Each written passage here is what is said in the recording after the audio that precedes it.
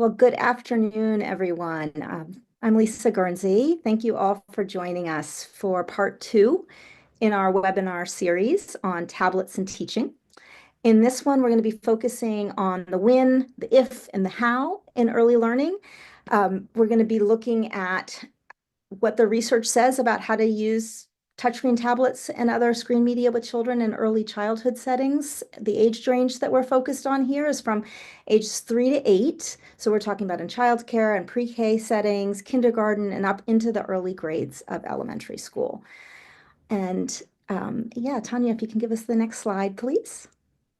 This is an event that is in partnership with the Learning Sciences Exchange, and I'm the director of that program at New America, but we're also doing it with the Early and Elementary Education Policy Program and all of my colleagues on that team. I just want to say a big thank you to them for helping to keep this organized for me, as well as our fellows in the Learning Sciences Exchange, which is a program at New America that brings together research scientists in child development, as well as those who work in communications and media, and those who are principals and school leaders and educators, along with those who work in tech and entertainment as well. So it's a really interesting cross-sector program.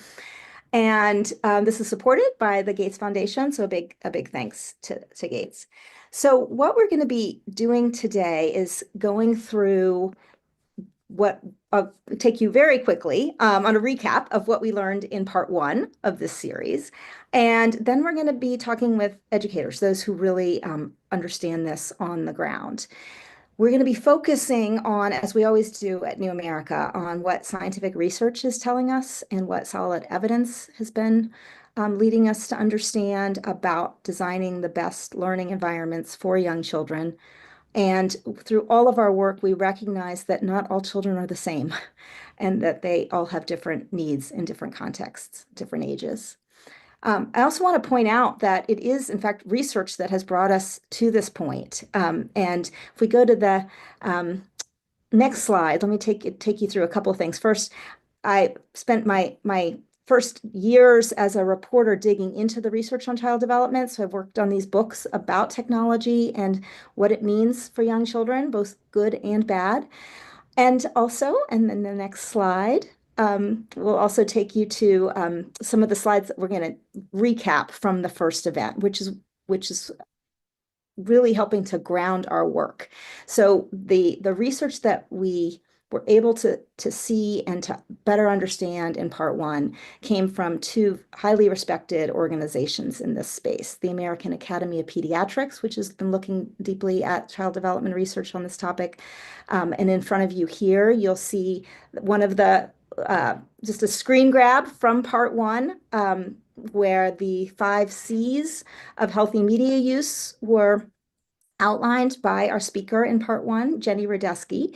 And you can see the framework here that Jenny laid out in part one of our webinar, which is to look at the child, understand the content, think about calming situations for our young children, recognize when something's being crowded out that children need, and really understand the communication context as well. So I wanted to put these back in front of everyone's mind as we go into part two. And then if we go to the next slide, you'll see that we also in part one were focused on what is developmentally appropriate, what's developmentally informed for young children in their ages and stages of growth and development.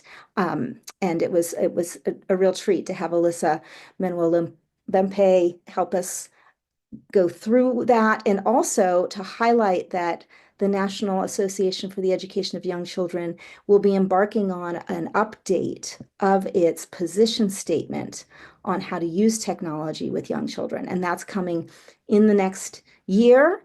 And they're welcoming input from many educators across the early childhood sphere. So wanted to make sure everyone knows about that before we move on.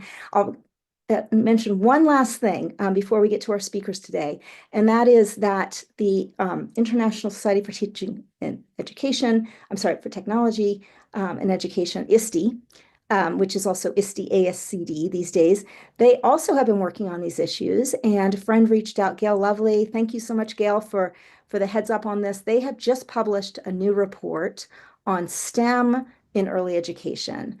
And it looks at these questions of technology use with young children. So we will make sure that report is available as well. And we'll be doing some recaps of all of this and making sure the links are available to everyone. All of this is to say that research is really guiding what we're doing here, but so are the voices and the experiences of educators on the ground. So we're now going to shift into hearing from these educators. I want to first note that it's a tough time right now. I think we are all under a lot of stress, especially those who are working in early childhood programs that depend on federal funding.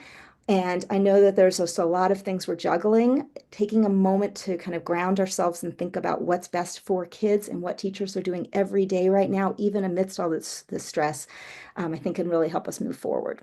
So we are now going to have one more slide, and then we're going to get into our discussion with everybody. So here's our amazing array of speakers today. We have with us Lydia Carlos, who's the Chief Learning and Impact Officer at Acelero Learning. Elise Franchino, who is the program manager for the Learning Sciences Exchange with us at New America.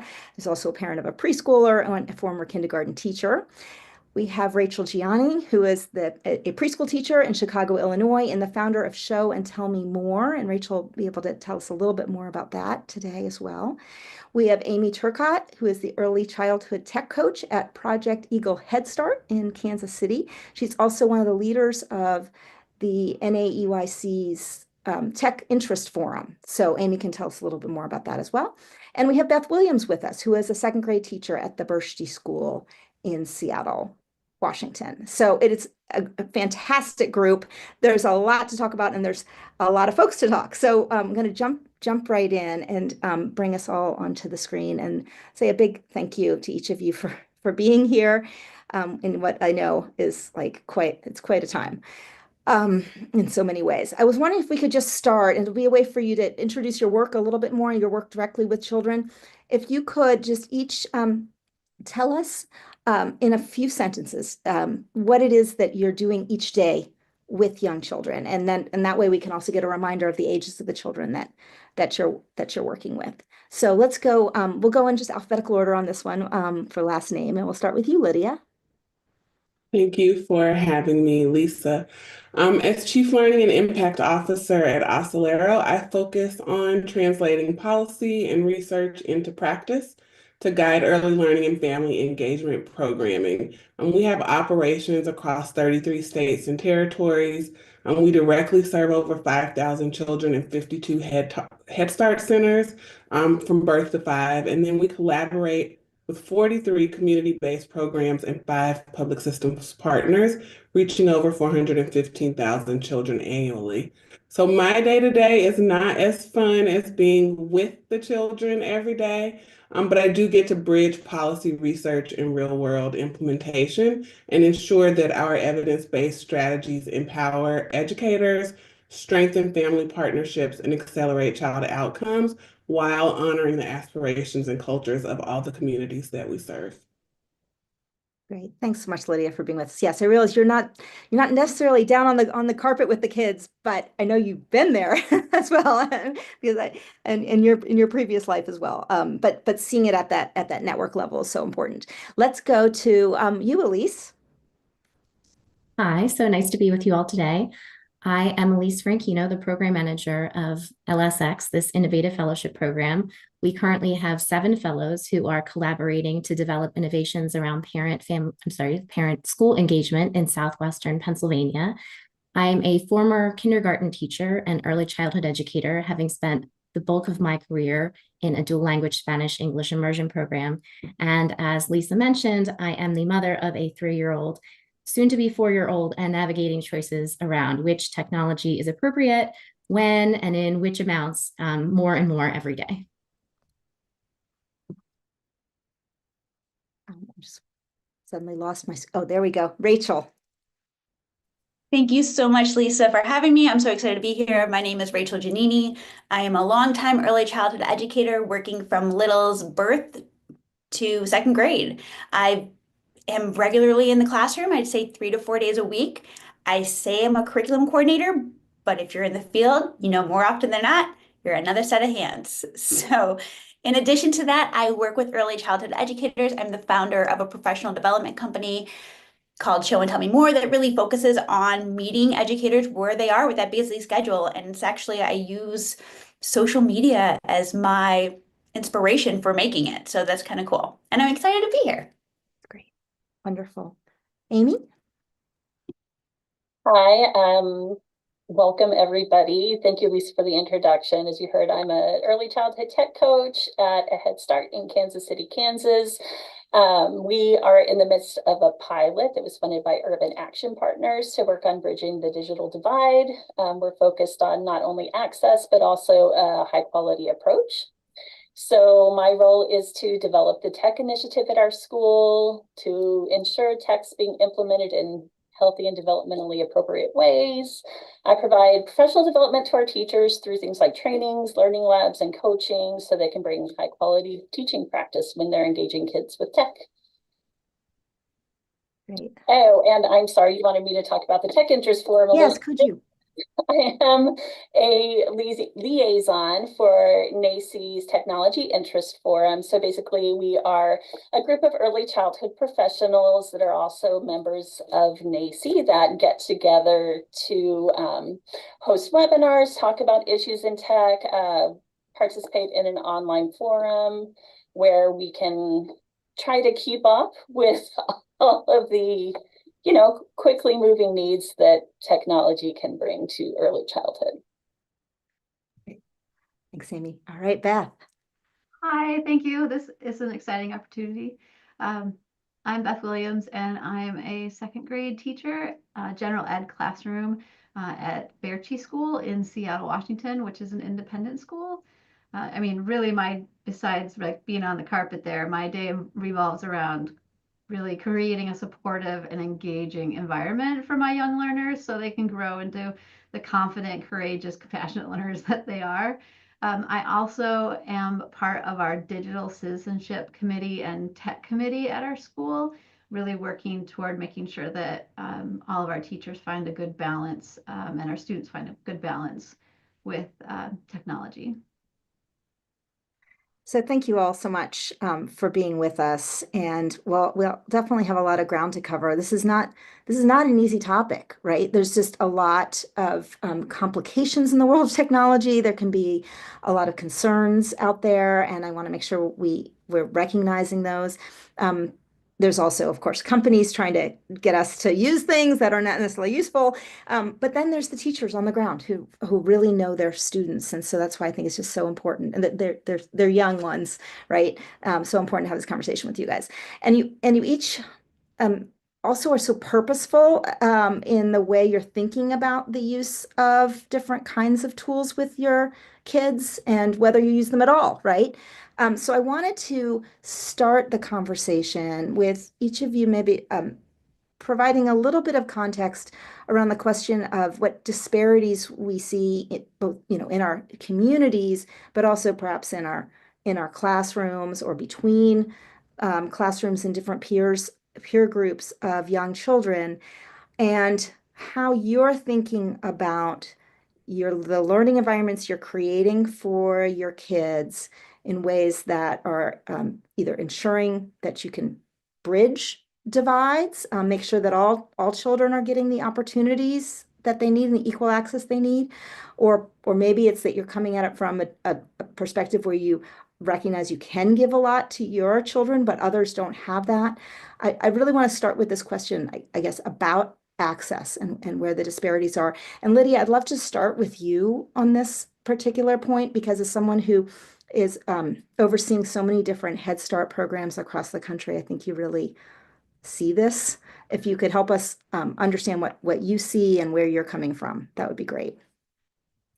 Thank you. So we know that many of our programs are underfunded and do not have the funding that they need even to pay teachers what teachers should be paid. So there then comes the challenge of introducing high quality technology as well. So what we try to think about is ensuring equal opportunity for all of our students with our approach to technology. And we are looking at that from with three key elements, access, experience, and outcomes, so that we can ensure that technology is serving as a tool for fairness rather than another source of disparity.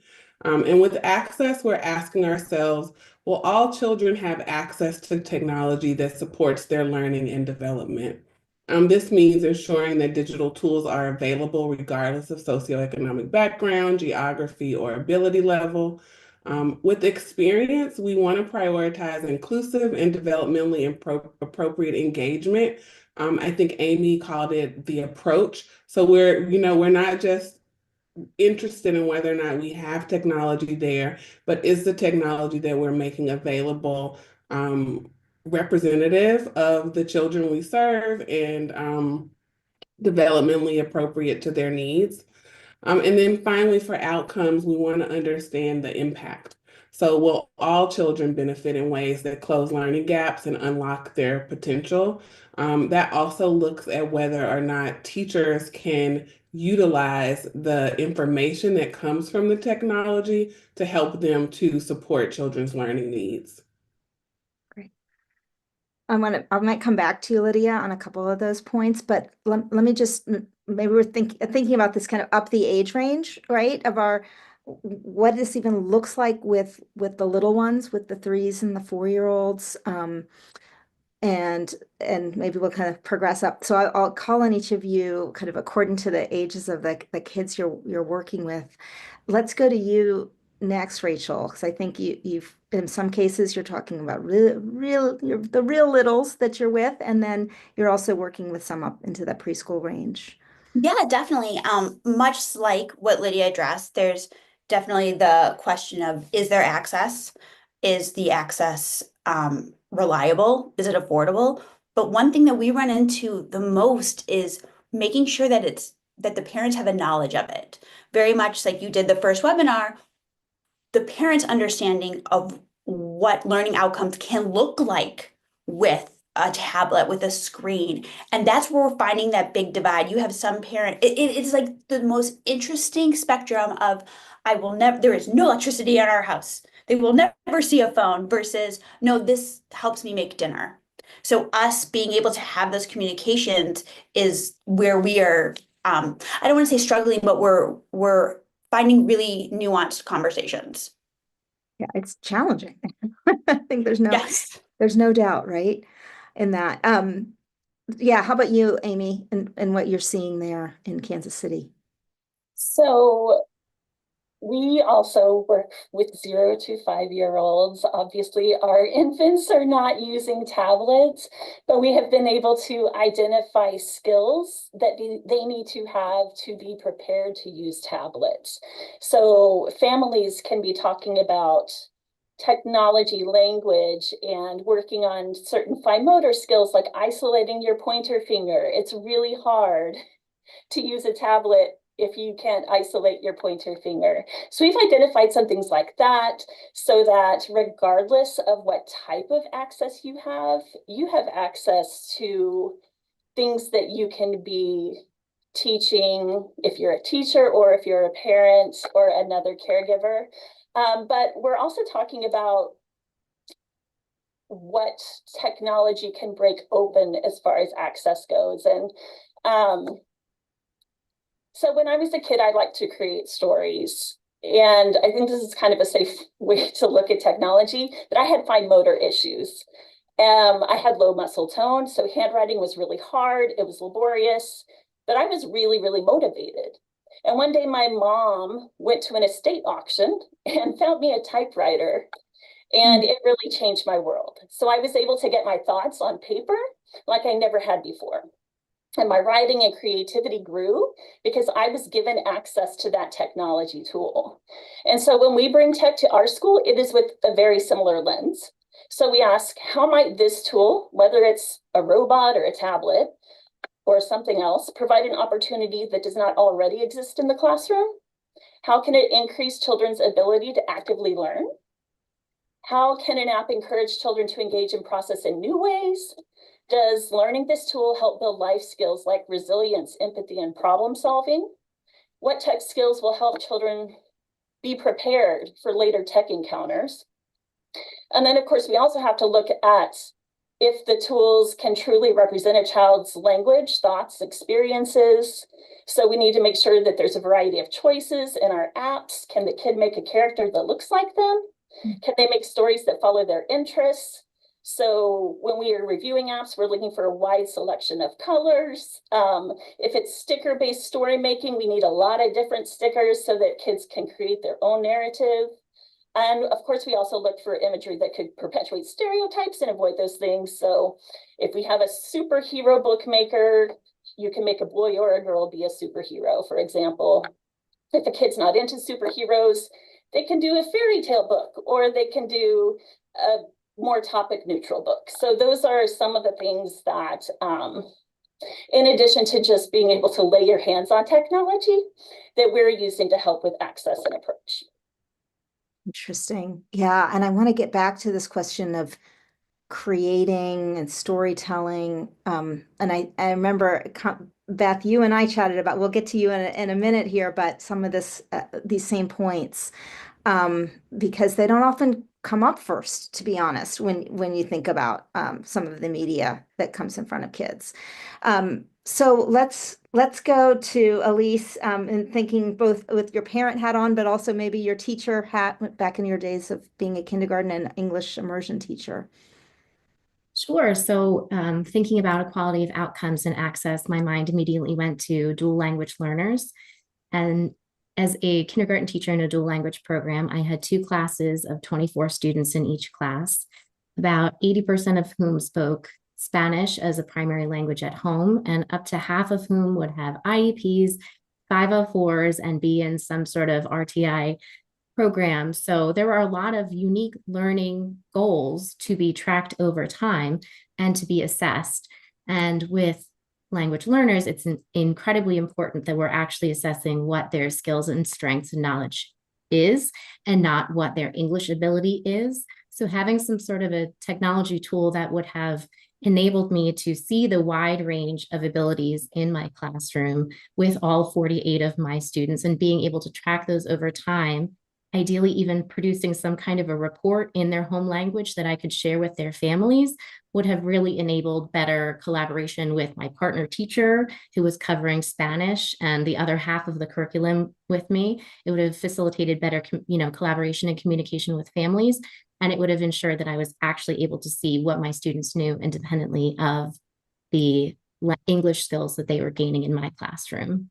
I will say one program that I'm aware of that is really knocking it out of the park right now was created by an LSX fellow named Tammy Kwan, who has an app called Cognitive Toy Box, which provides short game-based assessments, and it combines those assessments with teacher observations, which have long been considered the gold standard in our field for conducting accurate assessments of students. And those are available in English and in Spanish. And in fact, in a collaboration with one of our cohort 1 fellows, Megan McClelland, who is a researcher, they conducted a study showing that Cognitive Toy Box was able to assess students' self-regulation skills independent of teacher biases around race. So there are tools available that can enhance students' learning because they're actually truly assessing what they know.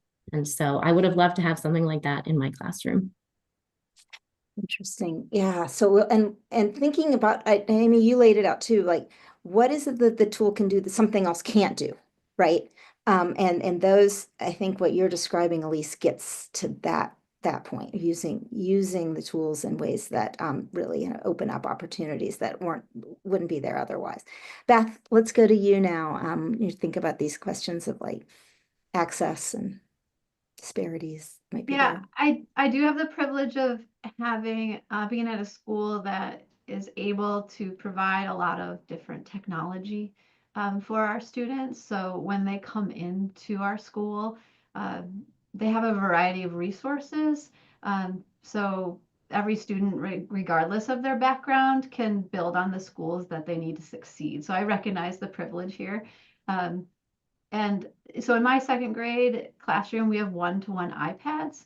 And that was a a specific choice. Their hands are still pretty small, and so working on laptops, which we tried as well, did not work out as well. But the iPads are perfect for our classroom. And thinking about what Amy said, to just the opportunities that we have to supplement their learning with apps is awesome. I'm super intentional about choosing which apps that really supports their learning, and that already that's very time consuming. But I want to make sure that what we use in the classroom is like reinforcing a concept, or that it's giving kids an opportunity to practice in a different way. I think again about what Amy said about her challenges growing up.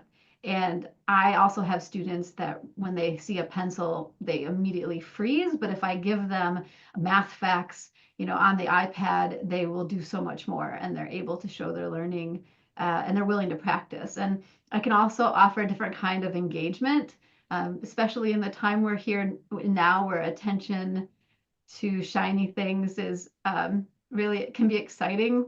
I can bring in the iPads to help kind of introduce a new concept, or also continue reinforcing a skill. And then it's a great way to have voice to text, to have audiobooks. We've used Epic for a while in our school, and Epic has grown so much, the Epic books online, where there's a lot of read to me books. So some of my students who are still working on their fluency and their phonics skills, they're able to listen to the same book as a student next to them that has some of those higher skills. So they don't feel different sometimes in when we're using the iPads in the classroom. So it's great that we can integrate all these accessible tools, and give kids opportunities that they might not have outside of the classroom, and have it in more meaningful ways. Yeah, thank you. And I know, Beth, that the opportunities when we were talking about books before, the opportunities for kids to create some of their own um, books in digital form, but then also in print form came up. Do you mind just giving us a quick little hint of what that looked like? Sure. This is great. We always start in the fall with appropriately lined paper, blank paper to draw on. And then as we move through the school year, we scaffold and support their writing with technology. So they'll be introduced to drawing apps, and then a typing program, and then they learn Google Docs, and then they learn Book Creator. And so then we have, like, as they're growing as writers, they have more choices to edit and publish their written work. And it is so much fun to work with kids when they see their writing that has been published into this digital form, or they put it together on Book Creator, which is an awesome app, and I print it out for them, and they have this book that they can take home and share with their families. I've also found that using apps can help us with the editing process a little bit more streamlined, a little bit faster, a little more efficient.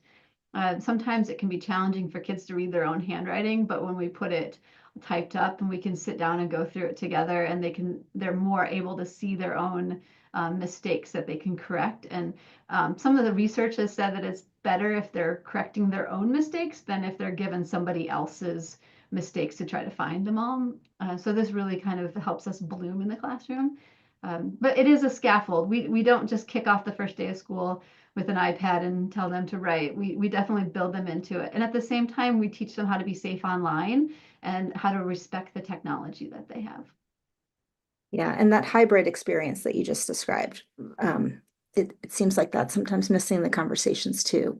Let me go to the next kind of set of questions for you all, and we were going to start, jumping into what the guidelines from the AAP might mean to you in your work, what the national and the NACI guidelines and position statement might mean to you. But maybe I'm going to set it up a little bit differently. I'd love to hear kind of both where you're using the guidelines to say, nope, we're not going to use technology in this way. This is the part we're not going to do because this doesn't feel appropriate for our kids.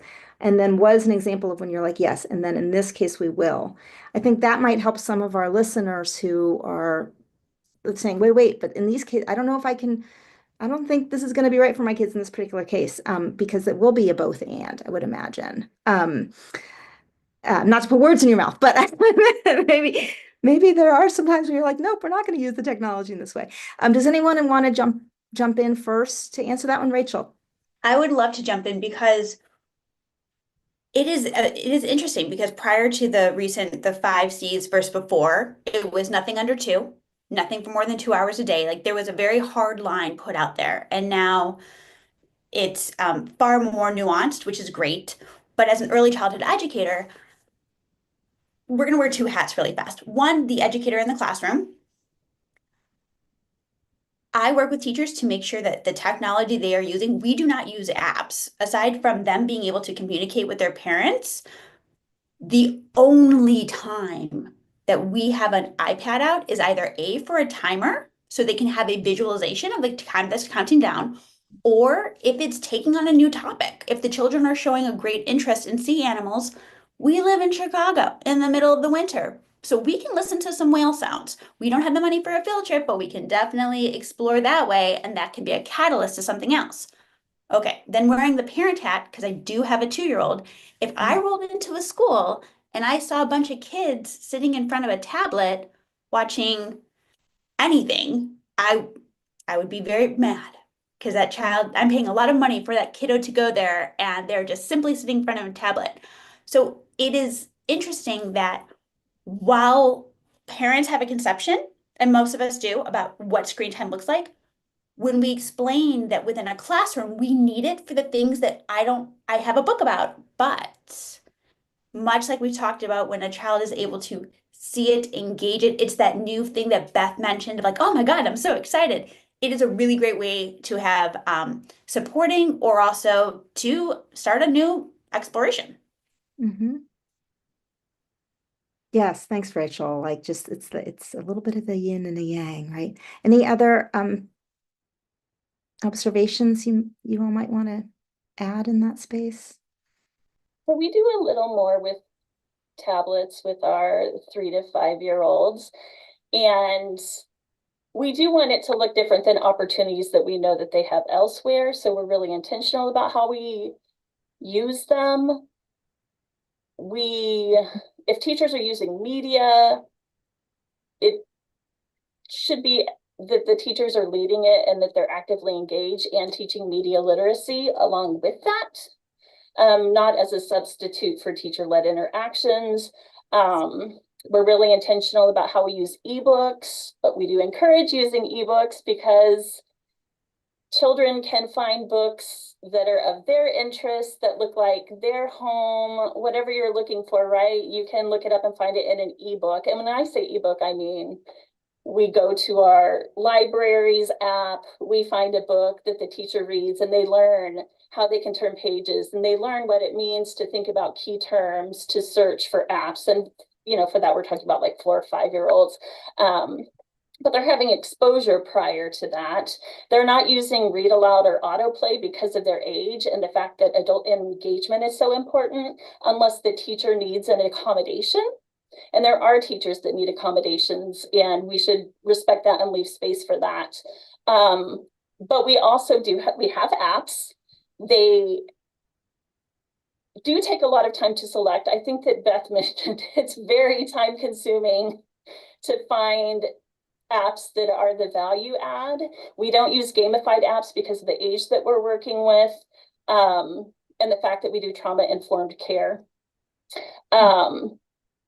We don't need to because we're teaching kids to use tech as a tool. And if we start when they're young, then they're not going to think of tablets as passive entertainment, but they're also not going to think of it as a resource that's precious and that you have to kind of grab all that you can when it's available.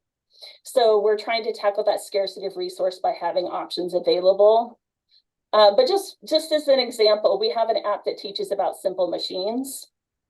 So we can't have all of those fun gears. And I don't know if you've seen those in the fancy, like, you have to find a place to store them. You have to be able to afford them. But we can use an app to learn how machines work, but we also provide a manipulative with it. So we have machine Legos, so the children can choose to build their own machine.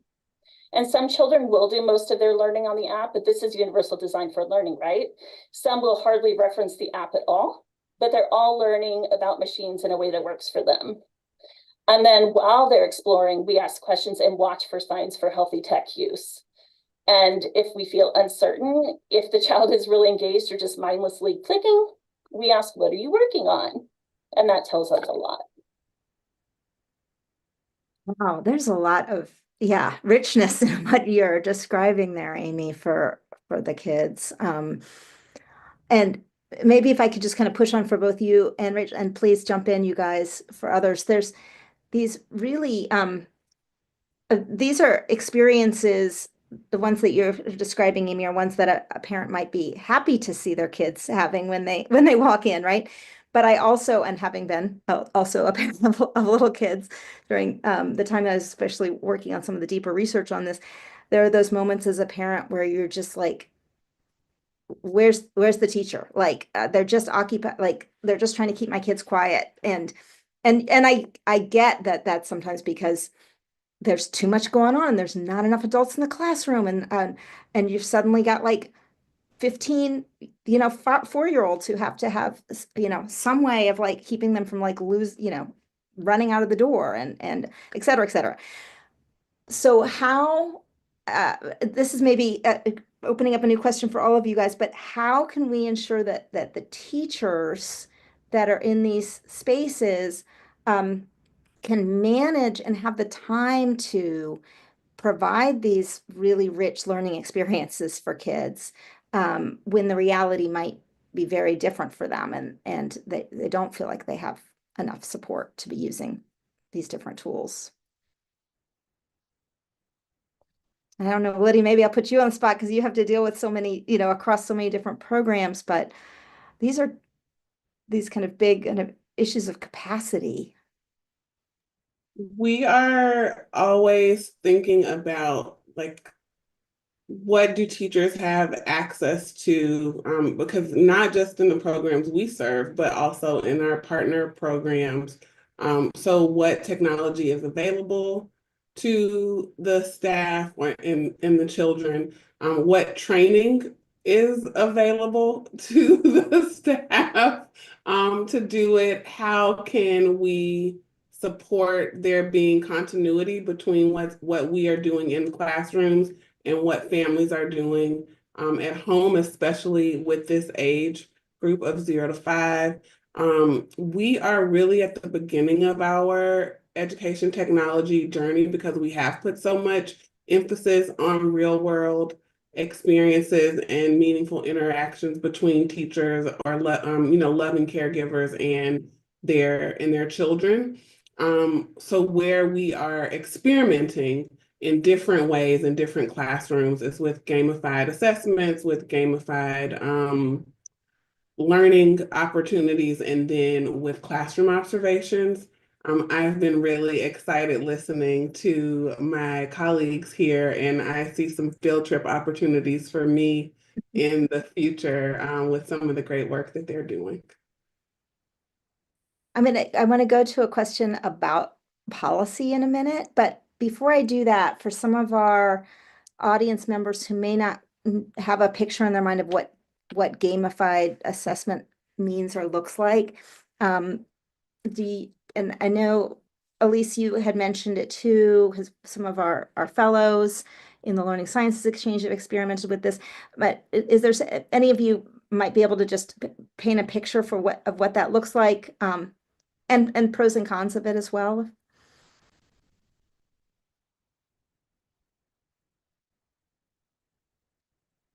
Okay, I will start. Yeah. It is it looks like a fun activity that kids aren't necessarily aware that they are doing a learning activity. But it is actually capturing information about what the child is doing and navigating the experience in the ones that we are experimenting with, navigating the experience based on children's responses. So it's part assessment and part just information sharing. So it might be around literacy, it could be math, it could be different standards that are being addressed, but it's an interactive kind of immersive experience that is allowing children to go into an experience and then do the learning through that experience. It's usually going to have some animals or something that is child friendly, but it's different than passive engagement like with a TV show because the child is guiding what's happening through the app. And the data is being collected on how different children are responding in different contexts, and then that's being used to help the teachers later see where In an ideal world, it's being used to help the teachers. There's a lot more work that needs to be done in terms of what comes out of those experiences and what teachers get to support them with, like what then happens in the classroom. Yeah, yeah. Thank you. Yeah, I think that's helpful, and just recognizing all the different pieces that need to come together here. So we're going to start going to some of the questions that are coming in. So we've got some really good ones from the audience. But one of the last questions I wanted to just open up for all of you before we go to that is whether there are policies that are helping you do good work with young children around technology and these broader questions of how to kind of build the learners of the future. And whether there are policies that are getting in the way or that are making this complicated or harder than it needs to be for you. So I didn't know if any of you had a particular, it can be a story from your own experience or something you've seen colleagues experience as well. This can help us build recommendations for better policy. And this is little p policy, like, everything from what's the policy within your school or your learning center to larger policies at the state level, for example. So we did find that we needed to create a tech use agreement for teachers so that there is a clear understanding of how we are using tech with our students, that teachers need to be present and engaging with children when they're interacting with screens. We had to lay out how some of the things I've already talked about, age ranges for when you introduce things. Our teachers want clear expectations because they don't want to find out later that they've been doing things the wrong way. They're very kind of conscientious about wanting to meet expectations. And we review our tech use agreement annually. And we also have a new employee orientation so that they understand how we're using tech at our school. And that's not to say that other uses of tech are not appropriate. They're just not how we're using it at our center. So yeah, we have a whole list of things that have come up through coaching and through observations where we were like, oh, this doesn't look like tech health. We need to walk this back. We need to clarify this expectation. At a larger level, when we talk again about trying to find apps, Children's Online Privacy Protection Act has been very helpful because you can easily see right away if there's things that you need to be aware about as far as the potential to accidentally share children's personal information. So that's been really helpful. And generally speaking, I think that the reason our center can form practices that make sense for our community is because we have autonomy. So we can get our parent input and we can get our teacher input and we can look at the responses of children, and we're not so constrained. I mean, we have our Head Start guidelines and it's no problem. We can do all of our work within those. But we can also make choices that make sense for our community. And I can ask a parent, what do you want kids to learn with technology? And we had a parent say they felt like their kid needed to use a mouse. So we were like, okay, let's have some for the oldest children and have that as a choice if they choose to learn that. So I think that obviously having funding in policy is helpful, right? And you don't always know what kind of tech you need until you need it, because tech is always changing. So we need flexibility in how we can use our spending, and we need it to be ongoing because we know that things get out of date and things break and you need more. So bigger policy, those are some issues that we can tend to come across. Yes, Beth. At our school, we also have tech policies for our teachers. We also have them for our students and families. And it is one of the first documents that our students and families read together and agree upon together. And I find it particularly helpful because I can come back to this policy that the students have signed when we talk about our expectations as a student, our expectations in our classroom, in our school. And just when we really start talking about how to be safe online and how to be safe with any of the technology and how we use it, and as we really start to build their ability to be good digital citizens, um, we do this every year. So for second graders, we'll sign it, and then when they're in third grade, they'll sign it again. And it also opens up communication with the parents. So like Amy was saying, that we can have this conversation about how we're using it in the classroom and how it's meaningful, and that it's not just the babysitter, but we are using it to further their success as kids. I think also I mean, I should back up a second. I agree that the Privacy Act is good. I would like to see a little bit more around advertisements on apps specifically. It's super frustrating to try to use certain programs, and the ads are hidden and tricky, and kids always seem to find their way down a rabbit hole if we go that route. Um, I also have a hard time with finding people to talk to our community about um, being a good digital citizen, how to navigate social media. We're trying to prepare our fifth graders, our fourth and fifth graders, for middle school. And so it's been tricky to find the right people with information to come in and explain, like help kids understand how to navigate these tools when they get into social media, especially. And that's been an area where I wish we kind of would have more policy around and more education around helping those kids as they go into the next setting. Yeah. Moving up into middle school. It's a whole different basket of really hard issues. How about, are there any policies in your worlds that have a complete ban on use of screen media or use of a tablet? And how does that work? We do. Yes. We are a play-based school, and we are really big on focusing on our children having high quality person-to-person interactions, just because we find that a lot of our kids are entering kindergarten ready, or excuse me, they're going into kindergarten while they may be prepared when it comes to literacy. They're really lacking the ability to essentially play in the sandbox. Their executive function skills are not the best. More often than not, they're getting appropriate or not appropriate tablet time at home. So we see our space as almost a vacation from that technology. It will always be in their life. They are probably pretty savvy at it outside of this. So this is this opportunity to work on those high quality interactions, work on problem solving and conflict resolution. And we, as a result, have made a decision. Our parents know this when they come into our school, that aside from using it to support lessons, tablets aren't used. We have one per class, and that's it.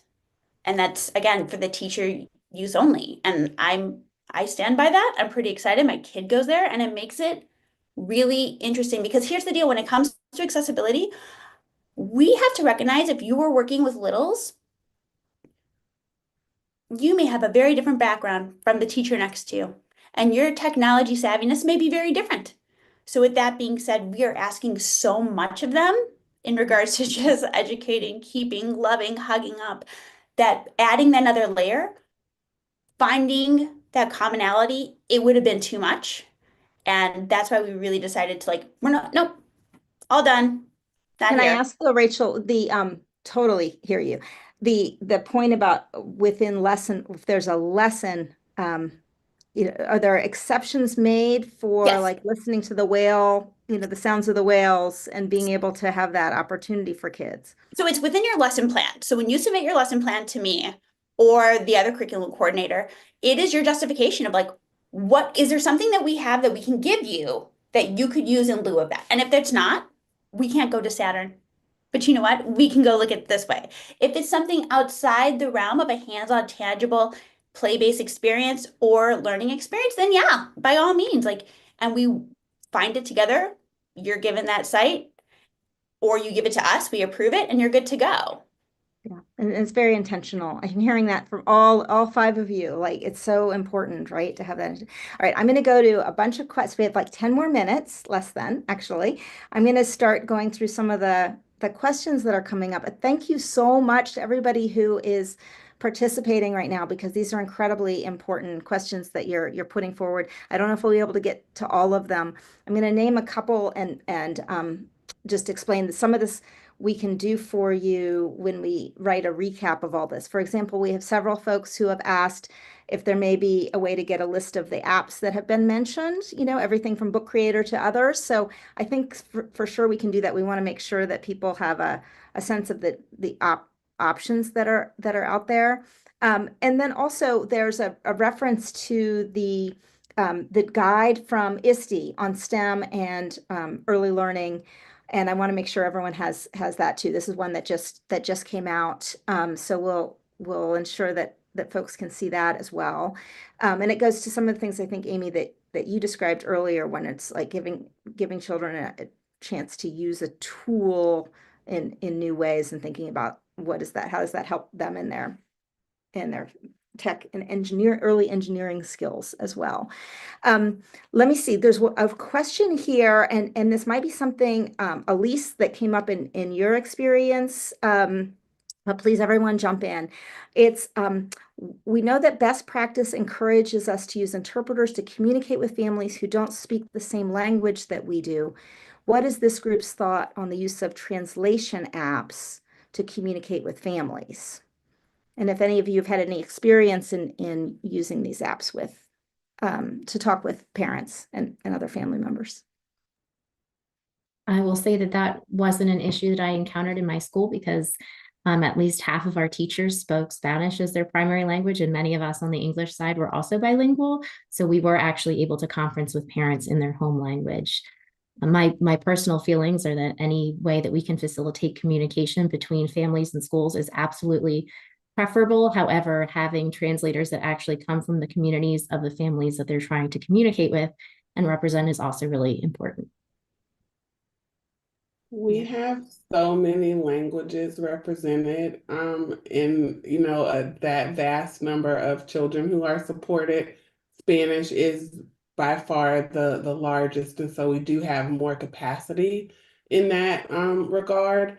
But something that we've been doing with our family engagement website is paying to turn on the feature that allows parents to translate the peer cards, our like family engagement activities, to their preferred language. It's not 100%, it's more like 90%. And now we're working more to think through how do we do like an AI plus, so AI plus human, to really be able to get closer and closer to 100%, because that's what we would like to provide families. The cost is so prohibitive with so back to funding, to point about funding, the cost is so prohibitive when you think about the number of languages. But I do believe that AI is helping us to get closer, and then you still need that human eye for cultural relevance, for ensuring that you aren't um, being disrespectful in things that you are conveying. Yeah. I have had an experience, this is just a, sample size of one, but of a parent who brought the app to the classroom, said, "This is how I'm going to show you what I really need you to do with my child," and would speak into it and then show it right to the teacher. Just yeah, it's back. The parents want this, they need this. The more that we can communicate with them and have an even playing field, right, for them, the better. We got a question about mixed age groups and how to kind of handle some of these questions with mixed age groups.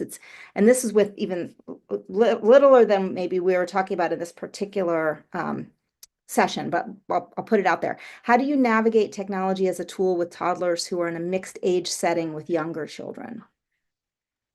So we have that here at Educare KC, Project Eagle Head Start. You have two names.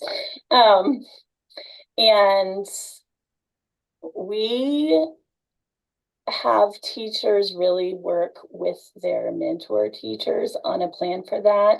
The needs are very different from class to class and depending on the children that comprise the class. But if we have young children that are trying to look on and just stare at the screen, then we need to figure out a different way to do the activity. Maybe it's a different time of day that works better. Maybe we have enough support because we have a tech coach, and I know a lot of schools don't, that we can support breaking up the class if they have an activity like that. But we also have a lot of like coding manipulatives and things like that that kids can do to have tech learning without screens. We do ask teachers to turn screens away if they were doing the whale song, for example, Rachel, we would just have them turn the screen away and use the audio only so that we don't have like 8-month-olds staring at a screen. So we do some modifications like that, but it really is more about having discussions with the coach or with their mentor teacher to figure out ways that they can teach what they want to teach. And can you find something really entertaining to do with the other children over here that's going to outweigh the value of what's happening with screens or with tech that maybe you don't want a baby using for whatever reason over on the other side of the room? And I know we're short on time now, so we'll go to our final question for you all. But what you're saying there, Amy, also to me, and you guys push back, but raises the question of just the ratios of adults and the teachers in the room, and how we need to be investing in our early learning settings across the board and all the way up through early elementary, so that you can do some of these different things with different kids who have different needs, right? Let me ask, we'll go rapidly through this, but if there's maybe one thing that you would ask for that, the teachers need, what would it be? What would you like, whether it's training, or something else that we've talked about here? What is the one thing? Let's go to you first, Rachel.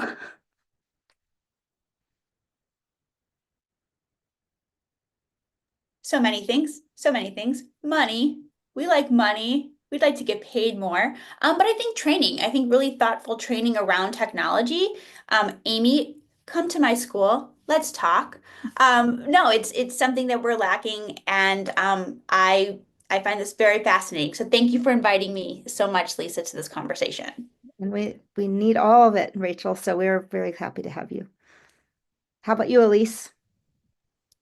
I would say ensuring that early childhood educators are at the table when these tools are being designed, along with researchers and others who can ensure that they are practical, that they are really meeting the needs of the learners in the classroom.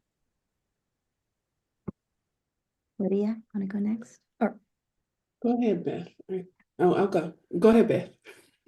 Thanks, Lydia. At least I 100% agree with you, because the amount of emails I send to app developers about how to design them better so the kids can use them 100%. And I'm also going to add in their time. Like, we have so much on our plates, and to really do well with evaluating tech and like how to teach the kids how to use the tech.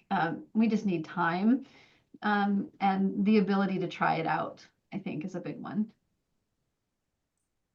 I would ask policymakers to really invest in continued innovation, in good tools, and then research to understand what's working so that we can stop using those that aren't. And I think this goes right along with that we need a means of aggregating information around best practice to disseminate. Yeah. And in order to do that, we need to talk to on-the-ground professionals. We need good research that doesn't lump all screen activities into a couple of categories, but really looks at high-quality teaching practice. Yeah, and puts high quality teaching first, right? That's, I think, what we all are trying to get at. So huge thank you all of you for being with us. Really so thrilled to have that, be able to kind of go deep on these issues with you.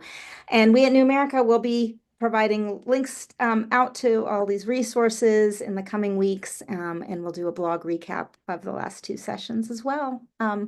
So thank you very much, everybody, for being with us, and thanks to the participants for all the good questions as well.